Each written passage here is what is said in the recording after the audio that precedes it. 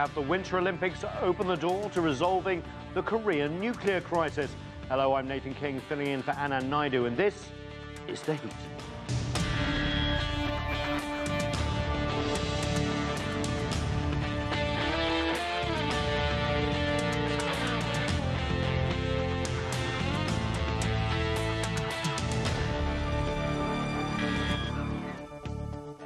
Hello again. As the Winter Olympics drew to a close in PyeongChang over the weekend, some are suggesting that diplomacy may have won the gold.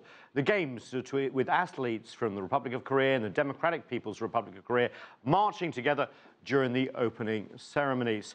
ROK President Moon Jae-in welcomed representatives from the DPRK, including Kim Jong-un's sister, and the DPRK is now said to be open to dialogue with the United States. President Moon also welcomed Ivanka Trump, daughter of the U.S. President Donald Trump, to the Games. So was this a diplomatic breakthrough? To discuss all of this, joining me now in the studio is Jessica Lee. She is Director of Policy and Advocacy at the Council of Korean Americans. With us from Beijing, Qinduo Xu. He's a policy analyst for China Radio International. Also joining us from Chicago is Karl Friedhoff. He is a fellow in public opinion and foreign policy at the Chicago Council on Global Affairs. And with us here in the studio, needs no introduction on this show, Becker. He's an analyst on U.S. DPRK relations and has visited the DPRK several times. Welcome to all of you. Really a lot to discuss. Jessica, let's start with you. Did diplomacy win gold, or was it just wishful thinking because we all love watching the Games and want the Olympic movement to succeed beyond just sports? Well, that's a great question. I think what is clear is that the name of the game, so to speak, for diplomacy going forward should be courage and compromise.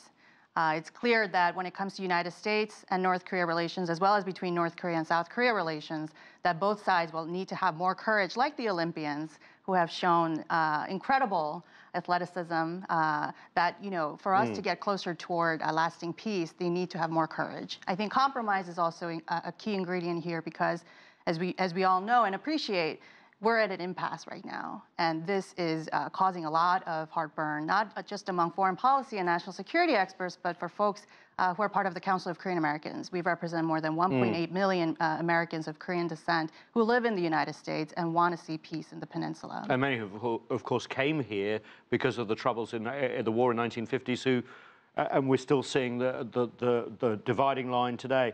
Brian, before I get to you, I just want to play a clip of South Korean Unification Minister, because we've had an incredible round of diplomacy with these DPRK officials coming to the south, and then more coming for the end, the handshakes, the offer for Moon Jae-in to go north to Pyongyang. Let's just listen to the South Korean Unification Minister at the end of these Games.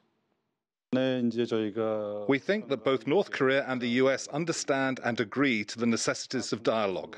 I'm sure Washington does also. There might be some discrepancies between the two countries on what the preconditions to start a dialogue might be, and that might impede starting talks. But I'm sure the US understands and agrees it is necessary to talk to North Korea. So can that happen, Brian? The US and the DPRK talking. What has to happen in this very narrow window? It can certainly happen. It's happened in the past. And, of course, most notably in the year 2000, Bill Clinton dispatched Madeleine Albright, then Secretary of State, to Pyongyang. She met with Kim Jong-il. There was the historic summit in June 2000 between Kim Dae-jung and Kim Jong-il, the leader of North and South Korea. At that time, the North-South thaw had the support of Washington. This time, it looks like the diplomatic train left the station without Mike Pence on it, and now you have Trump and Pence and the Pentagon and the CIA trying to play catch-up because they don't want to have a situation where South Korea independently arranges the terms of a thaw with North Korea, where the U.S. is just the odd man out. So what we see here now, I think, is that Washington actually fears the outbreak of peace on the Korean Peninsula without the permission or the guarantees provided by Washington, meaning that it would lose its historic connection to South Korea. That's what they fear most. It's not really North Korea's nuclear program, but the possible realignment of political forces on the Korean Peninsula. Yeah, I want to talk about Mike Pence, the U.S. Vice President, a little bit more. Qinduo Xu, before I get to you, let's play a clip of him, because he seemed to sort of be very mindful that the Diplomacy was going quite well at the beginning of the games when he was there, and there was a big pushback by the United States. Let's listen to this. You know, for all the media fawning over the sister of the North Korean dictator, I think it's important that every American knows who this person is and what she's done. The sister of Kim Jong-un is a central pillar of the most tyrannical and oppressive regime on the planet. So, Qinduo Xu, that was Mike Pence, not mincing any words there, but he did turn down a meeting, according to the White House and other officials, with DPRK officials. Do you see the Americans ready for talks, considering the situation? And of course, this is what China would welcome most of all. Well, not exactly. Obviously, you see there's an unreconcilable requirement from both the United States and North Korea. For the North Korea, you know, they would discuss anything but nuclear program. But for the U.S., obviously, the only thing they want to talk about is the substantive denuclearization in the Korean Peninsula. So, you know, both sides need to be more flexible to start more meaningful dialogue. At least you should start from somewhere and then toward something more substantive. But now, obviously, of course, in an ideal situation, you could talk both the denuclearization and also probably the security concern of North Korea, some kind of like a trade-off, you know. So both sides can be, in a sense, their demands can be met in their discussion. Otherwise, I see it pretty difficult for them to have some meaningful dialogue. Yeah, Karl Friedhoff, let's bring you in here because we still have this window of opportunity in terms of tensions being on the wane, because the US and the ROK have said that they will suspend military exercises until the end of the Paralympic Games, so Winter Games. So what does that take us up to? About March 19th, right? Do you see a window of opportunity here being filled? I'm not very optimistic for the outcome of this current kind of détente in relations, and that's partly because, you know, I think there's a misunderstanding that the U.S. is not talking to North Korea. But anybody who's been involved with that will tell you that discussions are actually ongoing.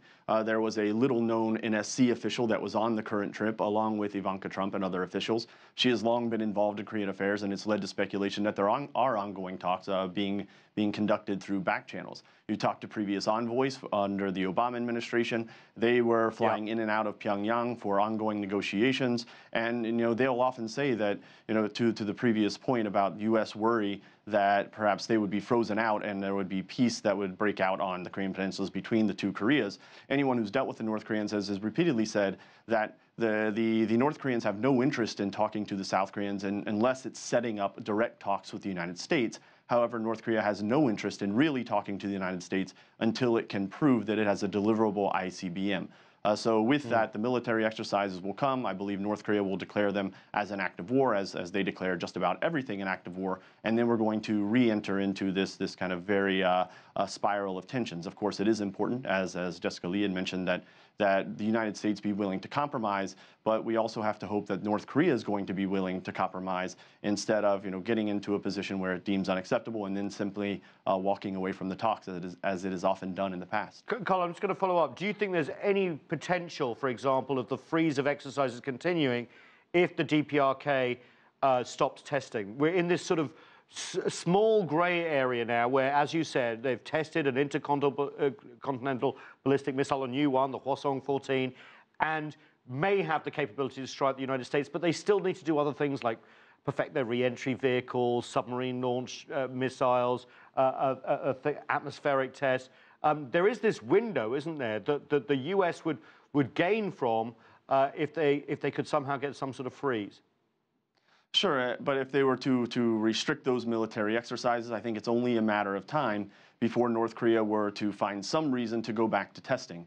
There's very little trust between the partners, and I'm not saying that it's only North Korea distrust the United States. The United States obviously does not trust North Korea, and repeatedly we've seen that North Korea has broken promises, such as the Leap Day deal in 2012, and has walked away from agreements in the past. So I don't think there is much hope here for what's going on. Of course, we can hope for it, and we should be pushing for it. And again, compromise, as was mentioned previously, is going to be an important element of this. But quite frankly, I'm skeptical that any sense of détente will lead to any lasting peace process on the Korean Peninsula. Brian, I know you want to come in here, but I just want to put this to you as well. We have turned back the clock a little bit, though, from like past September, where the rhetoric was getting so high, the war almost seemed like it was on the agenda, or at least not even a planned war, won by miscalculation. The Olympics seemed to give this sort of breath, didn't it? And with all this diplomacy, is there still a window? Yes, there's a big window, actually. And I understand why anyone would be pessimistic, and everyone might be pessimistic about the opportunities. But let's go back. Kim Jong-un, in the beginning of his New Year address in January 2017, said we're entering the final stage for the development of our nuclear and missile technology program that will guarantee our defense. In the beginning of 2018, he said, we did it. We've accomplished that. Now, he said, and he extended the olive branch to South Korea. South Korea reciprocated within a day. North Korea reciprocated back within a day. So both sides were aware that momentum was being created in the run-up to the Olympics to take advantage of the Olympics, to put a moratorium on the possibility of a war. That's what actually happened, a moratorium on the possibility of war, and that gave time for the momentum to grow. Both sides need now to have that momentum develop faster and faster so that facts on the ground are achieved, so to speak, whereby those elements in Washington who prefer the fantasy of a bloody nose strike will be up against what will appear to be that they are the aggressors in the world. In other words, that would be a powerful pushback. So I think North Korea and South Korea are aware of the timing, they're aware of the opportunity, and also that this window can close once again. And if it closes now, under these circumstances, things could get very dangerous. So, Jessica, you know, the Olympics perhaps gave this false sense of some sort of harmony, but we've got this opportunity for détente versus escalation here. How does Moon Jae-in play this? Because he's obviously playing to a domestic audience, an international audience. He's long wanted communication and diplomacy and détente with the North, but also he's got this key ally in the United States. Can't afford a rupture there. How's he playing as the Olympics wind down? That's absolutely right. I think President Moon Jae-in in South Korea has a very tough job in, as we all know, there's quite a bit of a divide within South Korea, you know, among the South Korean people about what to do when it comes to North Korea. I mean, ask any South Korean, you know, how they feel about North Korea, and you'll get a different answer. Many of them have lost relatives or, you know, served in the military and have felt the really harsh realities of living under North Korean regime. So the country is not united. So the country is by no means united, exactly. And so I think that President Moon really has to consolidate a base and stand firm behind his decision to pursue this road toward diplomacy with North Korea. But, you know, as my colleagues have noted, this is a perilous path. This is by no means a slam dunk, and it's absolutely the case that President Moon will have to weave a very fine, you know, path toward making some progress and taking full advantage of what has transpired in the last few weeks towards something more meaningful and lasting.